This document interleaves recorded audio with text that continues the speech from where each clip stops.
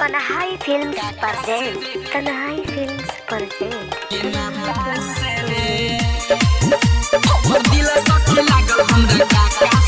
Music by Vikesh भोजपुरिया।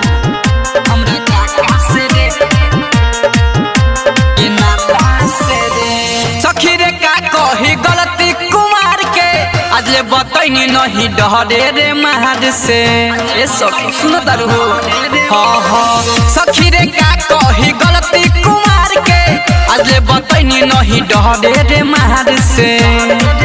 नहीं कवन से नयौरी बच्चा से रे हमर दिल सखी लागल हमरा काका से रे। हमरा पापा के भाई लागे नाता से रे। हमर दिल सखी लागल हमरा काका से रे।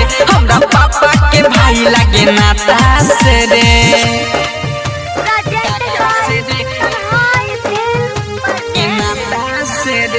सहर्ष रिकॉर्डिंग स्टूडियो भूतही चौक। हमर दिल सखी लागल हमरा काका से रे।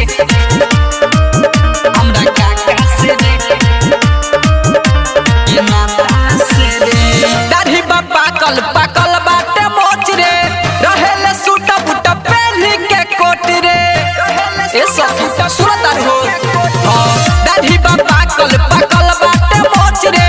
रहेले सूट बूट पहनी के कोट रे। कैसे ओकरा बिसादी हम माथा से रे। हमर दिल सखी लागल हमरा काका से रे। हमरा पापा के भाई लागे नाता से रे। हमर दिल सखी लागल हमरा काका से रे। हमरा पापा के भाई लागे नाता से रे। म्यूजिक बाय विकेश भोजपुरिया। हमरा काका से रे दीपक तिजोरी से मन भइले ताजा। मिलेला राजू रविंदर से मजा। ए सखी सुनता हो दीपक तिजोरी से मन भइले ताजा। मिलेला राजू रविंदर से मजा। रोज हमके घुमाबे चार चक्का से रे। हमर दिल सखी लागल हमरा काका से रे। हमरा पापा के भाई लागे नाता से रे। हमर दिल सखी लागल हमरा काका से रे। हमरा पापा के भाई लागे नाता से रे। सखी रे का कही गलती कुमार के अजले बतैनी नहीं डरे रे मार से।